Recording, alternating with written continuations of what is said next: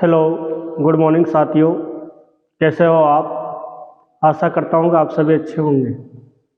My self Rajendra.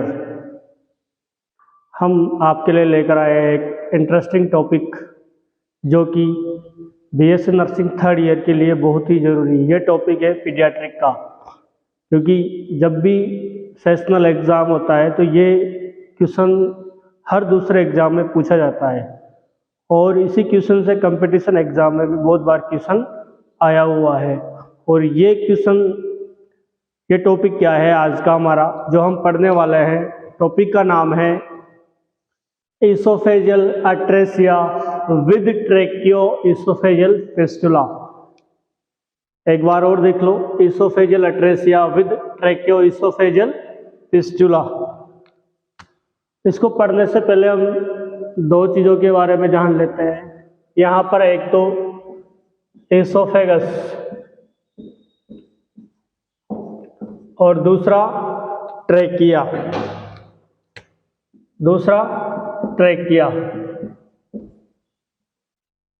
Oesophagus part है digestive system का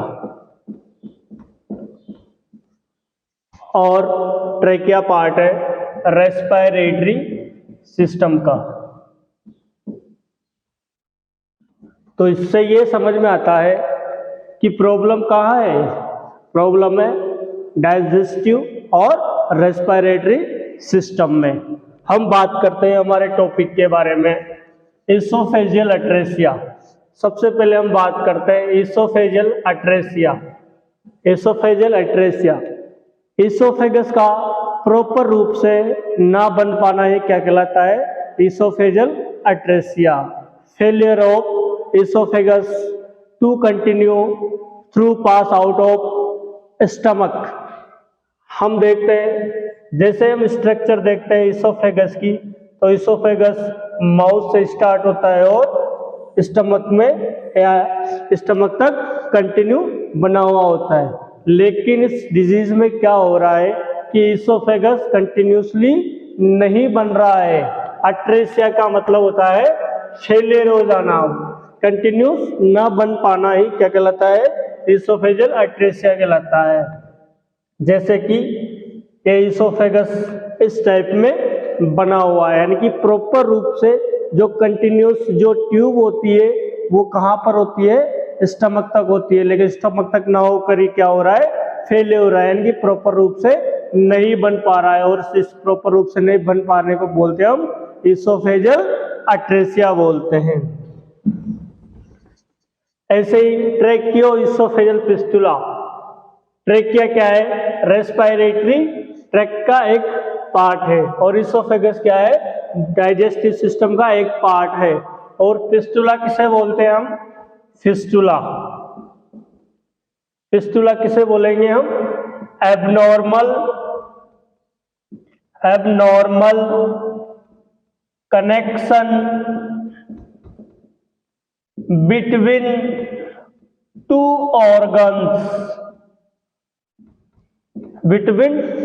organs. Fistula किसे बोलेंगे? Abnormal connection between two organs, यानी कि दो ऑर्गन्स के बीच में आपस में कनेक्शन हो जाना क्या कहलाता है? फिस्टुला कहलाता है। यहाँ कनेक्शन किन दो ऑर्गन्स के बीच में हो रहा है? कनेक्शन हो रहा है दो ऑर्गन के बीच में। कौन कौन से के? ट्रेकिया और इसोफेगस। ट्रेकिया और इसोफेगस।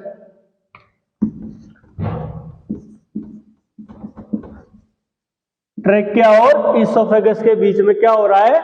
एबनॉर्मल कनेक्शन हो रहा है। कैसे हो रहा है एबनॉर्मल कनेक्शन? हम देखते हैं।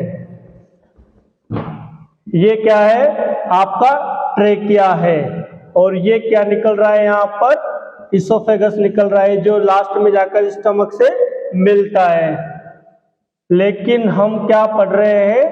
ट्रेकियो इसोफेजियल फिस्टुला, यानी कि एबनॉर्मल कनेक्शन हो रहा है। कहाँ हो रहा है एबनॉर्मल कनेक्शन? ट्रेकिया और इसोफेगस के बीच में क्या हो रहा है? एबनॉर्मल कनेक्शन हो रहा है। तो इसी को हम क्या बोलेंगे? ट्रेकियो इसोफेगल फिस्टुला या ट्रेकियो इसोफेजियल फिस्टुला यानी कि एबनॉर्मल कनेक्शन बिटवीन ट्रेकिया और oesophagus, also known as tracheo oesophageal fistula. तो आपको आपके टॉपिक का मतलब पता चल गया होगा कि आपका टॉपिक है क्या। पहला तो है oesophageal atresia with ट्रेकियो-इसोफेजियल fistula. Oesophageal अट्रेसिया का मतलब होता है कि जो आपका इसोफेगस है वो प्रॉपर रूप से नहीं बन पा रहा है स्टमक तक, यानी कि बीच में क्या आ रहा है, अट्रेसिया आ रहा है, यानी कि गैप आ रहा है। वही हम बात करते हैं ट्रेकियो-इसोफेजियल फिस्टुला की। तो क्या हो रहा है, ट्रेकिया और इसोफेगस के बीच में क्या बन रहा है, एबनॉर्मल कनेक्शन हो रहा है, यानी कि फिस्टुला डेवलप हो रहा है। तो ये हो गई डेफिनेशन। हम बात करते हैं कॉजेज की कि क्या कारण है इसको होने का। अभी तक एग्जैक्ट कॉजेज का पता नहीं चला है, एग्जैक्ट कॉजेज अननोन, यानी कि एग्जैक्ट कॉजेज का पता नहीं चला। इज दिस कंजेनाइटल एनोमलीज,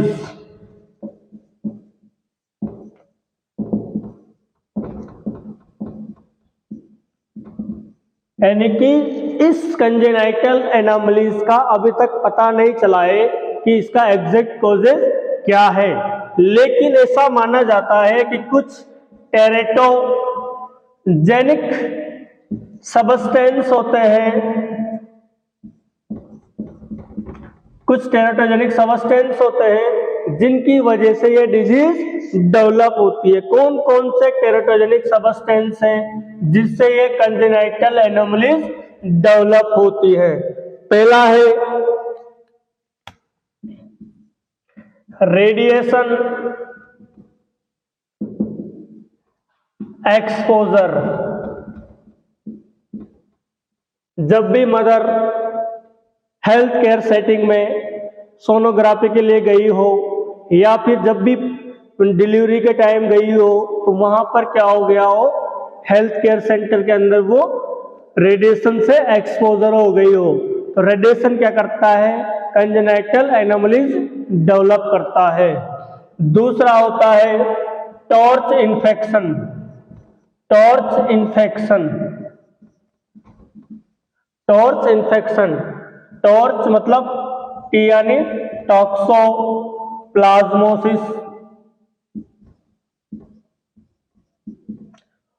ओ यानी अदर, अदर्स में आ जाएंगे सिफिलिस, पर्वोवायरस, हेपेटाइटिस बी, आर यानी रूबेला, सी यानी साइटोमेगालोवायरस और एच यानी हर्पिस जूस्टर।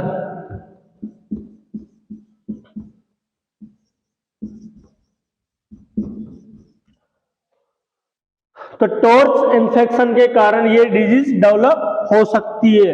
और टॉर्च की फुल फॉर्म क्या है, टी यानी टॉक्सोप्लाज्मोसिस, ओ यानी अदर इंफेक्शन जैसे सिफिलिस, पर्वोवायरस और हेपेटाइटिस बी हो सकता है, रूबेला वायरस हो सकता है, साइटोमेगालो वायरस हो सकता है और हर्पिस जूस्टर वायरस होता है। इन सभी के कारण क्या हो सकता है, ट्रेकियो-इसोफेजियल फिस्टुला या इसोफेजियल अट्रेसिया हो सकता है।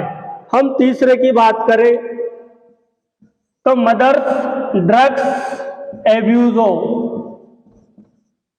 फोर्थ की बात करें अल्कोहल एब्यूज हो या अल्कोहल कंज्यूम करती हो, यानी कि ड्रग्स, मदर कुछ ऐसी ड्रग्स लेती हो जो बच्चे के लिए गर्भ के दौरान हानिकारक हो, जिस कारण से भी ये बीमारी डेवलप हो सकती है। हो सकता है मदर लगातार अल्कोहल का सेवन करती हो जिसके कारण भी ये बीमारी डेवलप हो सकती है। अगर आगे हम बात करें तो तो मदर को किसी भी प्रकार की हाइपरटेंशन डिसऑर्डर हो, यानी कि प्रेगनेंसी से रिलेटेड किसी भी प्रकार की हाइपरटेंशन डिसऑर्डर हो, जैसे कि प्री इक्लेम्पसिया या एक्लेम्पसिया। अगर किसी भी मदर को प्रेगनेंसी इंड्यूस हाइपरटेंशन हो, प्रेगनेंसी इंड्यूस्ड हाइपरटेंशन PIH, अगर मदर को प्रेगनेंसी इंड्यूस्ड हाइपरटेंशन हो, जैसे कि प्री इक्लेम्पसिया, डायबिटीज मेलाइटस, इन कंडीशंस में बच्चों में ये डिजीज डेवलप हो सकती है। समझ में आया? क्या कोजेस हो सकता है ट्रैकियो इसोफेजल फिस्टुला या फिर इसोफेजल अट्रेसिया डेवलप होने का? पहला कारण, वैसे तो एग्जैक्ट कोजेस तो हमें पता नहीं है, लेकिन कुछ टेरेटोजेनिक्स एक्सपोजर के कारण ये कंजेनाइटल एनोमलीज डेवलप हो सकती है मदर में। तो कौन कौन से टेरेटोजेनिक सबस्टेंस हैं? पहला तो है रेडिएशन एक्सपोजर, यानी कि मदर अगर किसी भी हेल्थ केयर सेंटर में गई हो और वहां पर रेडिएशन एक्सपोजर हो गया हो तो बच्चे में ये कंजेनाइटल एनोमलीज डेवलप हो सकती है। दूसरा, टॉर्च इन्फेक्शन हो सकता है, टॉर्च इन्फेक्शन के कारण भी ये एनोमलीज डेवलप हो जाती है। तीसरा हम बात करें तो ड्रग्स एब्यूज हो सकता है, मदर किसी भी प्रकार का ड्रग्स लेती हो उसके कारण भी ये हो सकता है। मदर गर्भावस्था के दौरान एल्कोहल का सेवन करती हो जिसके कारण भी ये कंजेनाइटल एनोमलीज डेवलप हो सकती है। हो सकता है मदर को प्रेगनेंसी इंड्यूस हाइपरटेंशन हो, यानी कि पूरी प्रेगनेंसी किसी भी प्रकार का हाइपरटेंशन हो, तो हाइपरटेंशन के कारण भी बच्चे में ये कंजेनाइटल एनोमलीज डेवलप हो सकती है। आगे हम बात करें तो कितने प्रकार की ये कंजेनाइटल एनोमलीज हो सकती है। कहने का मतलब है कि इनको हम क्लासिफाई किया जा सकता है। इनको अगर हम क्लासिफाई करें तो ये 5 प्रकार की होती है। इनको हम क्लासिफाई करें तो ये कितने प्रकार की होती है? 5 प्रकार की। हम पढ़ते हैं हम इनका classification of oesophageal अट्रेसिया and ट्रैकियो oesophageal fistula. इसको हम ऐसे भी बोल सकते हैं, oesophageal अट्रेसिया with ट्रैकियो oesophageal fistula. Classification पढ़े तो इनको हमने क्लासिफाई किया गया है, 5 प्रकार से क्लासिफाई किया गया है। 5 टाइप्स में क्लासिफाई किया गया है, इनको 5 प्रकार से क्लासिफाई किया गया है। कौन कौन से क्लासिफिकेशन है? पहला है टाइप 1। बात करें हम टाइप 1, टाइप 1 में क्या होता है? ओनली इसोफेजियल अट्रेसिया ही डेवलप होता है, ओनली इसोफेजियल अट्रेसिया ही डेवलप होता है। या फिर ऐसे भी बोल सकते हैं oesophageal अट्रेसिया without ट्रैकियो oesophageal fistula, oesophageal अट्रेसिया without ट्रैकियो oesophageal fistula. या फिर इसको ऐसे भी बोल सकते हैं ओनली इसोफेजियल अट्रेसिया। इसमें कैसा होता है? डायग्राम में हम देखते हैं ओनली क्या हो रहा है? इसोफेजियल अट्रेसिया ही क्या हो रहा है? डेवलप हो रहा है, यानी कि किसी भी प्रकार का फिस्टुला इसके अंदर डेवलप नहीं है। ये देख लेते हैं हम, यहां पर क्या है? इसको हम बोलते हैं प्रॉक्सिमल सेगमेंट और इसको हम बोलते हैं डिस्टल सेगमेंट,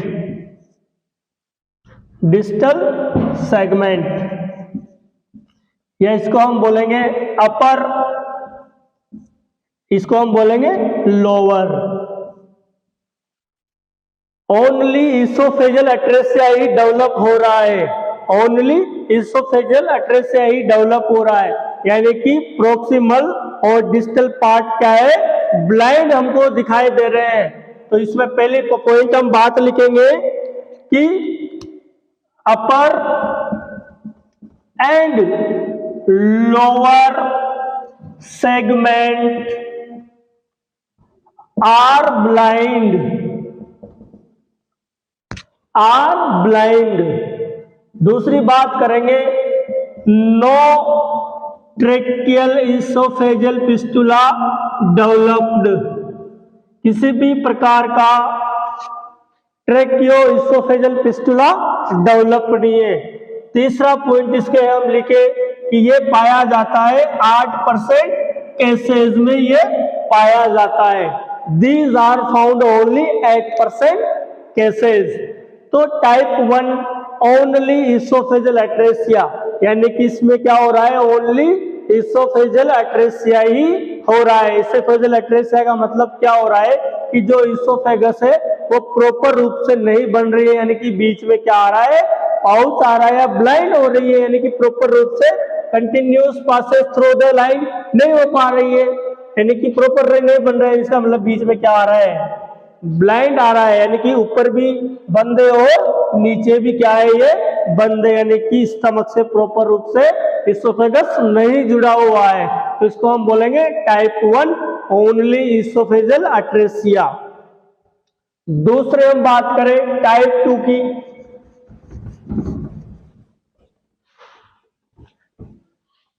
टाइप 2 की हम बात करें, टाइप 2 में क्या होता है, इसमें oesophageal atresia with ट्रेकियो oesophageal fistula, लेकिन कहां पर होगा, फिस्टुला अपर सेगमेंट में होगा। टाइप 2 की हम बात करें तो oesophageal atresia with ट्रेकियो oesophageal fistula, और जो फिस्टुला बनेगा वो कहां बनेगा, अपर पार्ट में बनेगा। और ये कितने परसेंट केसेस में पाया जाता है, 1% केसेस में पाया जाता है। इसका डायग्राम हम देखते हैं।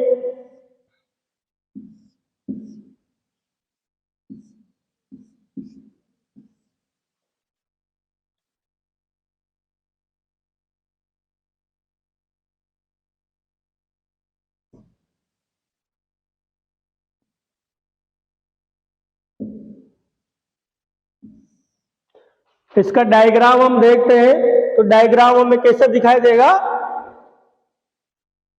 ऐसे दिखाई देगा। डायग्राम हमें कैसे दिखाई देगा, ऐसे दिखाई देगा। अगर हम इसको देखेंगे तो ये क्या है, हमारा ट्रेकिया है, ये क्या है, इसोफेगस है, और इसोफेगस में क्या हो रहा है, अपर पार्ट क्या हो रहा है, फिस्टुला बना हुआ है। ये कौन सा पार्ट है, इसको हम बोलेंगे प्रॉक्सिमल, या फिर इसको बोलेंगे अपन अपर पार्ट। ये कौन सा पार्ट है, डिस्टल, और इसको क्या बोलेंगे हम, लोअर। तो हमारा टाइप कौन सा है कि इसोफेजल एट्रेसिया है, और साथ में क्या है, ट्रेकियो इसोफेजल फिस्टुला है। लेकिन ट्रेकियो इसोफेजल फिस्टुला कहाँ बना हुआ है, ऊपर बना हुआ है, ऊपर बना हुआ है, और कितने परसेंट केसेस में ये पाया जाता है। तो इसमें हम पहला पॉइंट हम लिखेंगे कि proximal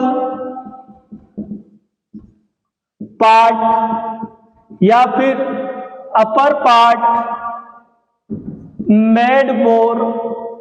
made by ट्रेकियो oesophageal fistula. दूसरा पॉइंट हम लिखेंगे लोअर पार्ट, या फिर लोअर पार्ट को हम क्या बोलते हैं, डिस्टल पार्ट में क्या है, ब्लाइंड स्पॉट हमें दिखाई देता है। तो अपर पार्ट में क्या बना हुआ है, ट्रेकियो इसोफेजल फिस्टुला बना हुआ है, और जो लोअर पार्ट है वो क्या है, ब्लाइंड है, यानी कि इसमें कोई प्रकार का फिस्टुला नहीं बना हुआ।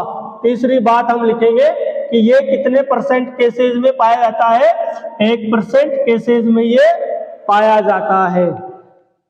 तो टाइप 2 की बात करें तो टाइप 2 क्या होता है, oesophageal atresia with ट्रेकियो oesophageal fistula, लेकिन फिस्टुला कहाँ बना हुआ है, अपर बना हुआ है।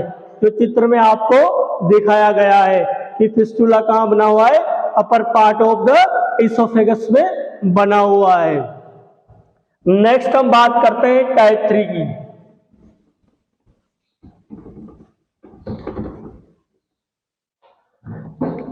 टाइप 3 की बात करते हैं इसोफेगल अट्रेसिया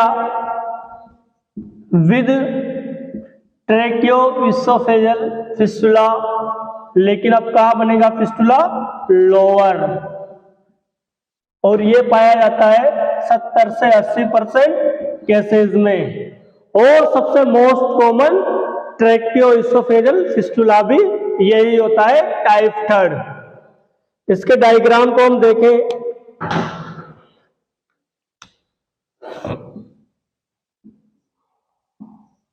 ये आपका ट्रेकिया, ये आपका इसोफेगस, लेकिन हम फिस्टुला कहाँ बना हुआ है? लोअर पार्ट में बना हुआ है। फिस्टुला कहाँ बना हुआ है? लोअर पार्ट में बना हुआ है।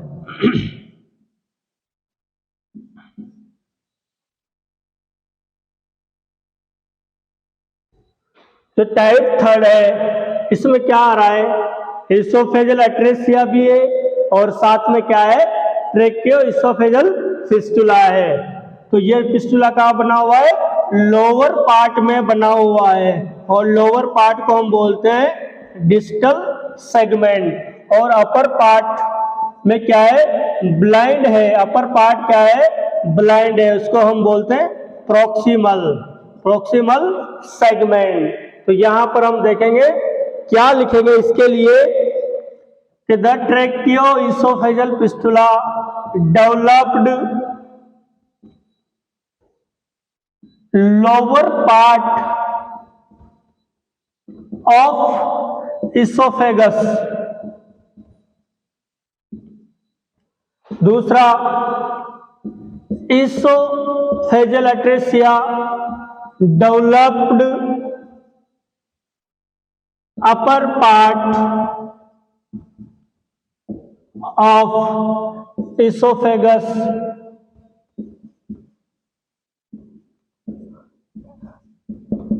ब्लाइंड, इसको हम क्या बोलेंगे? ब्लाइंड पाउच बोलेंगे। ब्लाइंड क्या बना हुआ है? पाउच बना हुआ है इसमें। ये कितने % मरीजों में पाया जाता है? These are found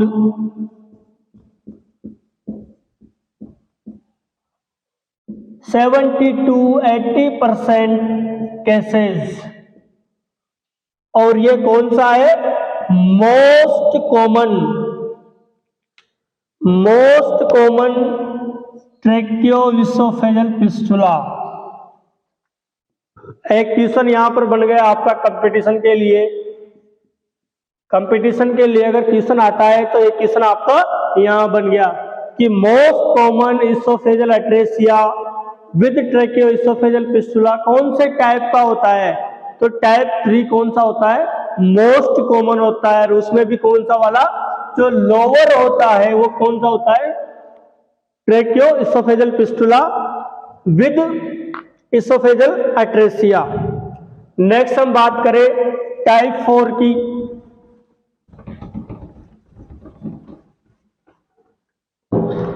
टाइप 4 में क्या हो जाए? Oesophageal अट्रेसिया with ट्रैकियो oesophageal fistula.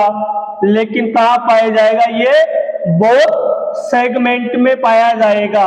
कहाँ पाया जाएगा? ये बोथ सेगमेंट में, यानी कि अपर भी पाया जाएगा और लोअर भी पाया जाएगा।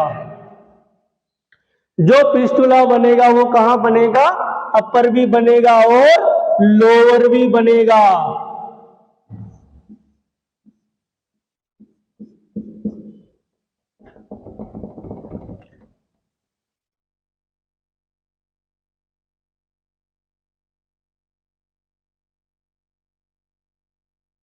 तो जो फिस्टुला बन रहा है वो कहाँ बन रहा है? अपर भी बन रहा है और लोअर भी बन रहा है।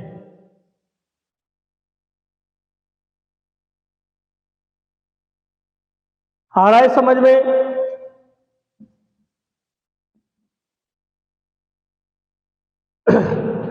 तो जो टाइप 4 थे ये कितने % पाया जाएगा?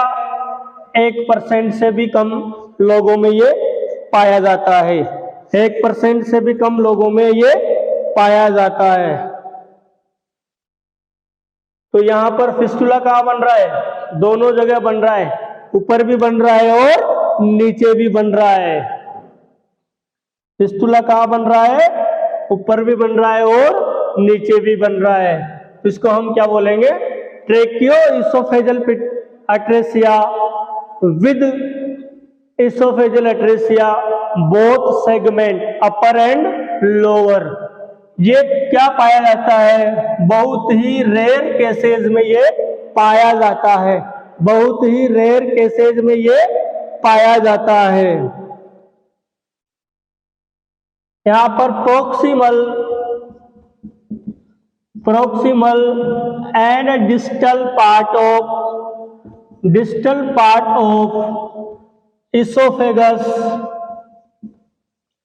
esophagus developed fistula with trachea।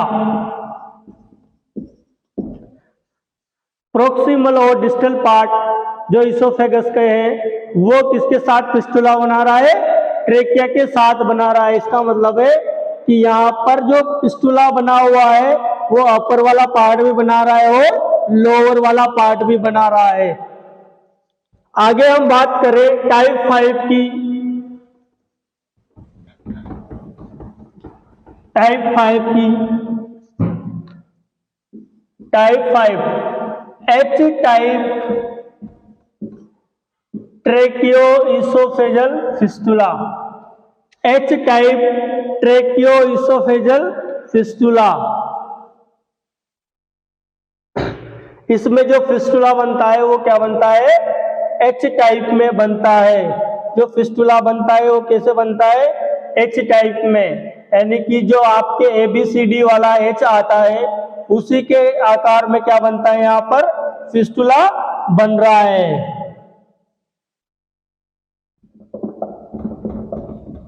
यानी कि आपका जो फिस्टुला बन रहा है वो क्या बन रहा है? H टाइप में बन रहा है।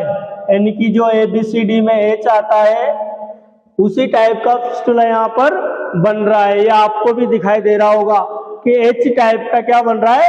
ट्रेकियोइसोफेजल फिस्टुला बन रहा है। ये 4% केसेस में ये पाया जाता है, अप्रोक्सीमेटली 4% केसेस में ये पाया जाता है।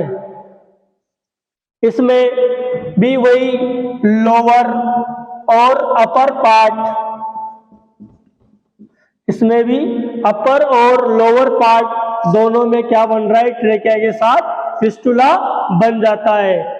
सेम ये टाइप 4 के जैसा ही होता है, लेकिन इसमें क्या हो रहा है कि जो फिस्टुला बन रहा है वह H आकार का बन रहा है और ये 4% केसेस में पाया जाता है।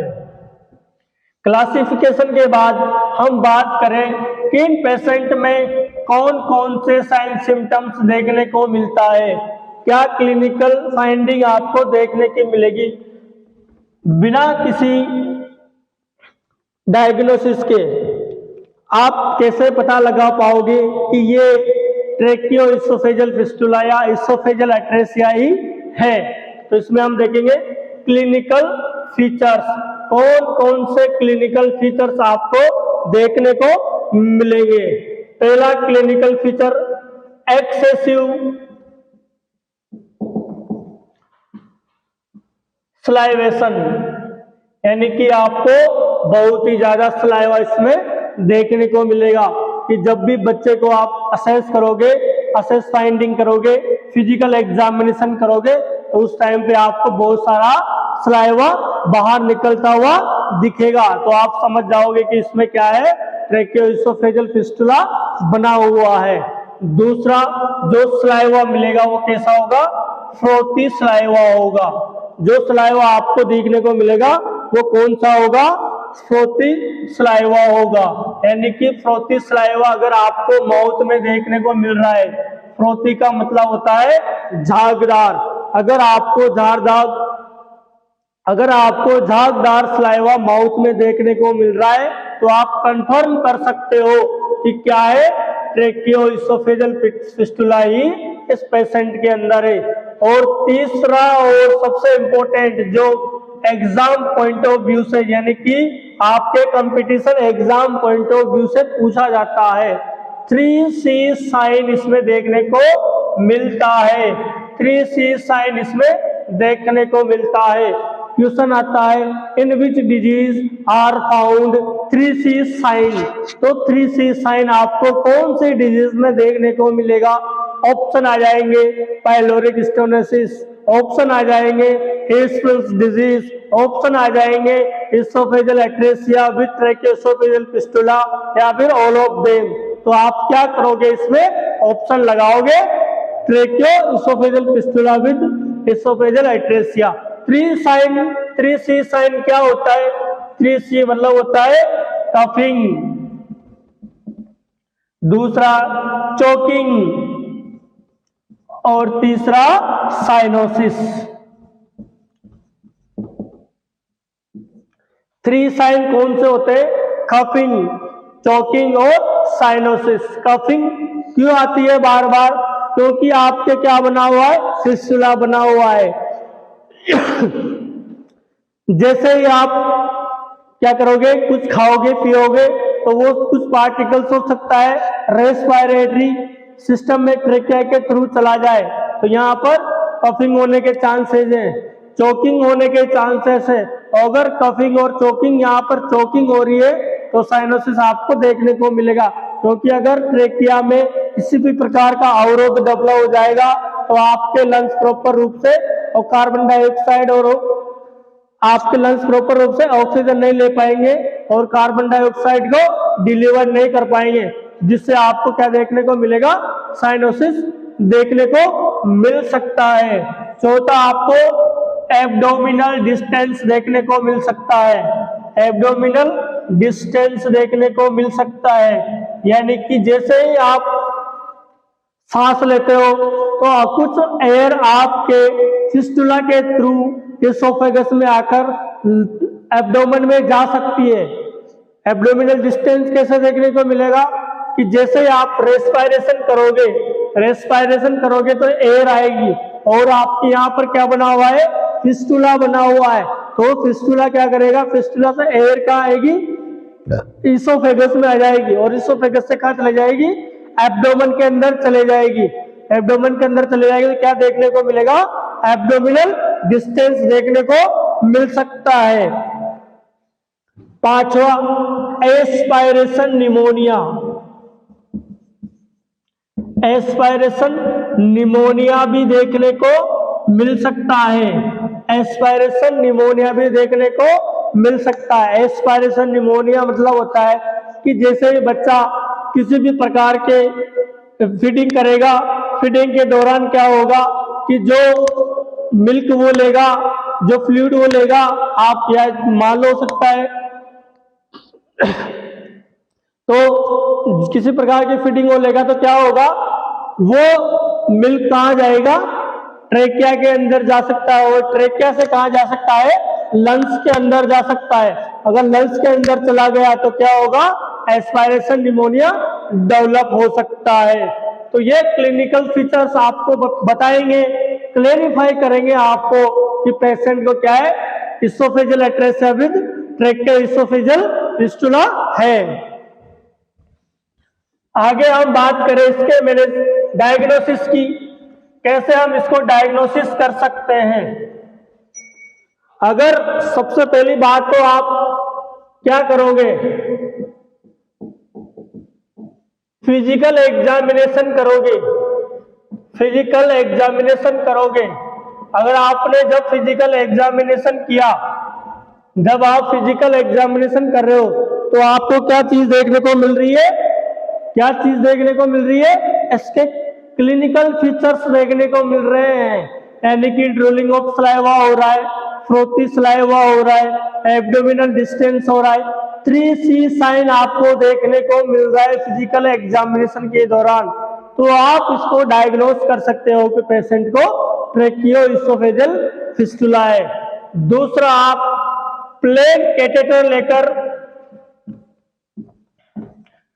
प्लेन कैथेटर लेकर नोज के थ्रू या माउथ के थ्रू इंसर्ट कर सकते हो। जब भी आप इसोफेगस में किसी भी प्रकार का कैथेटर इंसर्ट करोगे तो क्या होगा, कैथेटर आगे नहीं जा पाएगा, या तो अपर पाउच बना होगा यानी कि प्रोक्सिमल में ही आपको पता चल जाएगा। अगर प्रोक्सिमल में पता नहीं चलेगा तो क्या होगा, डिस्टल में आपको पता चलेगा। हो सकता है ये बना हुआ हो और यहाँ पर क्या हो, ब्लाइंड हो, तो जैसे ये कैथेटर आएगा वो अंदर इंसर्ट नहीं हो पाएगा, जिससे क्या होगा, आपको पता चल जाएगा कि पेशेंट को क्या है, इसोफेजियल अट्रेसिया है या फिर ट्रैकियो इसोफेजियल फिस्टुला भी डेवलप हो रहा है साथ में। तो इससे जो आप पता लगा सकते हो। तीसरा, आप पेशेंट का यूएसजी एग्जामिनेशन करवा के भी पता लगा सकते हो। यूएसजी के द्वारा भी आपको पता लग जाएगा कि पेशेंट को क्या है, ट्रैकियो इसोफेजियल फिस्टुला या इसोफेजियल अट्रेसिया है। आप प्लेन एक्सरे करवा सकते हो एब्डोमेन का।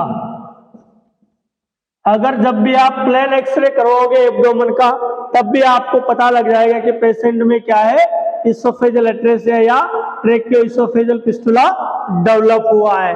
तो ऐसे आप पेशेंट को डायग्नोस्ट कर सकते हो कि सबसे पहले फिजिकल एग्जामिनेशन करके। जैसे ही आपने फिजिकल एग्जामिनेशन किया तो उस दौरान आपको पता लगा कि पेशेंट को क्या हो रहा है, बार बार सिक्रेशंस बाहर आ रहे हैं, और जो सिक्रेशंस है वो कैसे फ्लोती है, झागदार है। एब्डोमिनल डिस्टेंस आपको देखने को मिलेगा, 3C साइन आपको देखने को मिलेगा, जिससे आप कंफर्म कर सकते हो कि पेशेंट को ये कंजेनाइटल एनोमलीज डेवलप है। उसके बाद प्लेन कैथेटर लेकर उसके इसोफेगस में आप इंसर्ट करोगे तो आपको क्या होगा, वहां पर ब्लाइंड पाउच दिखाई देगा, जिससे आपको कंफर्म हो जाएगा कि पेशेंट को क्या है, इसोफेजियल अट्रेसिया है। यूएसजी से भी आप पता लगा सकते हो और प्लेन एक्सरे करके भी आप पता लगा सकते हो।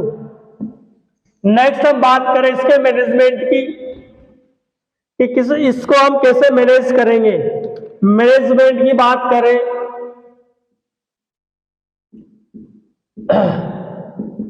इसको मैनेजमेंट करने के लिए एक ही मैनेजमेंट है, वो क्या है, only surgical management.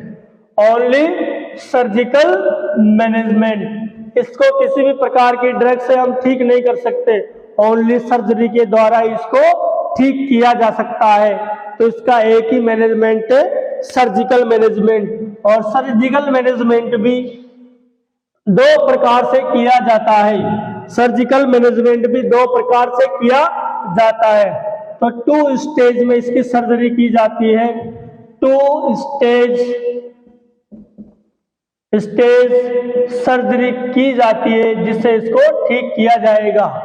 2 stage surgery की जाती है, इसको ठीक किया जाएगा। तो पहली है first stage surgery. 2 stage surgery का मतलब क्या है, इसकी सर्जरी हम 2 कंडीशन में कर सकते हैं। पहली कंडीशन क्या होगी, फर्स्ट स्टेज सर्जरी। इसके लिए कुछ क्राइटेरिया फिक्स किया गया है। इसके लिए कुछ क्राइटेरिया फिक्स किया गया है। अगर इस क्राइटेरिया को ये फॉलो करता है तो इसकी सर्जरी हम फर्स्ट स्टेज में ही कर सकते हैं और पेशेंट को ठीक कर सकते हैं। अगर ये क्राइटेरिया फॉलो करता है, एक तो सबसे पहले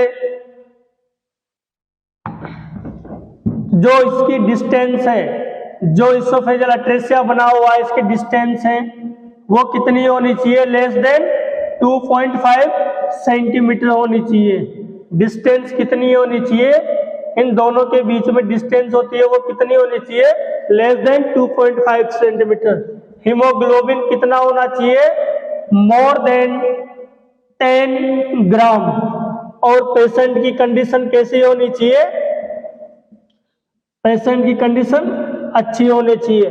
तो स्पष्ट इससे सर्जरी को फॉलो करेंगे। अगर ये तीनों चीजें हमें मिल जाती हैं तो हम क्या क्या करेंगे, फर्स्ट स्टेज सर्जरी को कर लेंगे। फर्स्ट स्टेज सर्जरी में क्या करते हैं, हम लाइगेशन करते हैं और एनास्टमोसिस कर देते हैं। लाइगेशन और एनास्टमोसिस क्या चीज है, लाइगेशन का मतलब होता है कि आपके ऑर्गन्स में क्या बना हुआ है, फिस्टुला बना हुआ है। इस फिस्टुला को क्या करता है, हम कट डाउन कर देना। इस फिस्टुला को कट डाउन कर देना ये क्या कहलाता है, लाइगेशन कहलाता है। अब यहाँ आपने इस फिस्टुला को क्या कर दिया, कट डाउन कर दिया। इसको हम क्या बोलेंगे, एनास्टमोसिस, सॉरी इसको हम क्या बोलेंगे, लाइगेशन बोलेंगे। यानी कि आपने इस फिस्टुला को कट डाउन कर दिया, इसे हम क्या बोलेंगे, लाइगेशन बोलेंगे।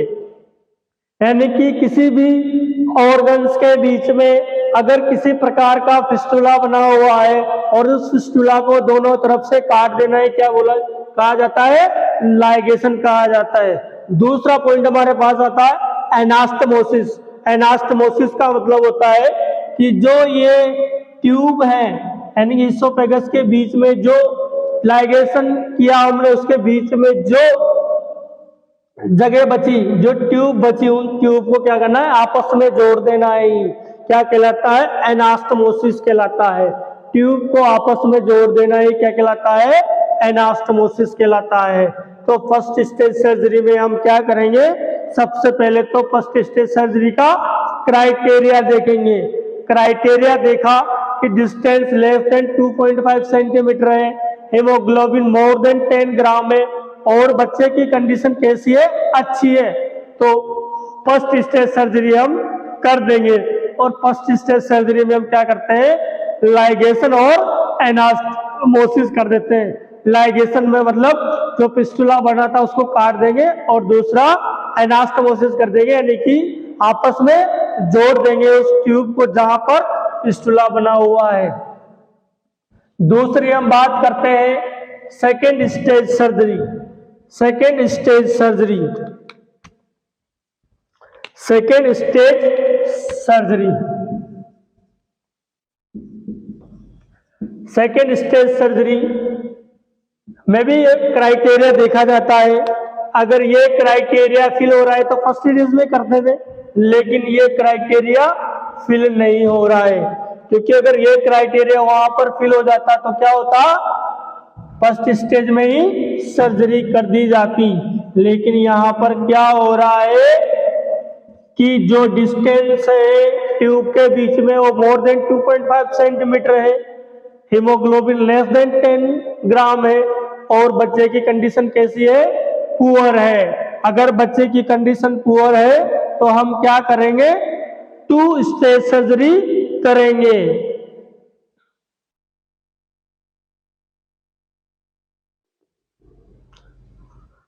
सेकेंड स्टेज सर्जरी क्यों की जाती है, क्योंकि यहाँ पर सर्जरी 2 बार की जाती है। यहाँ पर सर्जरी 2 टाइम्स की जाती है, 2 टाइम की जाती है। सबसे पहले तो फर्स्ट टाइम क्या करेंगे हम, फर्स्ट टाइम क्या करेंगे, गैस्ट्रेक्टोमी करेंगे, गैस्ट्रेक्टोमी करेंगे। और सेकंड टाइम में क्या करेंगे, जो फर्स्ट सर्जरी में हमने किया था वही हम उसके अंदर अप्लाई करेंगे। कितने महीने के बाद, 6 से 12 महीने के बाद, 6 से 12 महीने के बाद सेकेंड टाइम सर्जरी की जाती है। इसीलिए उसको बोलते हैं second stage surgery. Second stage surgery इसलिए बोलते हैं क्योंकि यहाँ पर सर्जरी कितनी बार की जाएगी, 2 बार की जाएगी। पहली बार तो गैस्ट्रेक्टोमी करते हैं, उसके बाद 6 से 12 महीने के बाद इसकी सेकेंड टाइम सर्जरी की जाती है। तो सेम वही प्रोसीजर फॉलो किया जाता है सेकेंड टाइम सर्जरी में जो हमने फर्स्ट टाइम सर्जरी में फॉलो किया था, यानी कि लाइगेशन ने क्या करते हैं, एनास्टमोसिस कर देते हैं।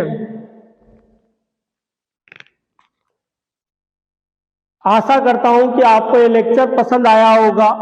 आगे भी इसमें नर्सिंग मैनेजमेंट है, लेकिन ये एक डेमो क्लास की तरह है। अगर आपको पसंद आया तो आगे भी हम और सारी वीडियो बनाएंगे। अगर आपको पसंद आया हो ये वीडियो तो कृपया लाइक करें, कमेंट करें और शेयर करें। अगर आपको किसी भी प्रकार की कोई भी हमारी गलती नजर आती है तो आप हमें मैसेज बॉक्स में कमेंट करके बता सकते हो। वीडियो देखने के लिए बहुत बहुत धन्यवाद आपका। आगे भी हम आपके लिए बहुत अच्छी वीडियो लेकर आएंगे, उसके लिए हमारे चैनल पर बने रहे। Thank you so much.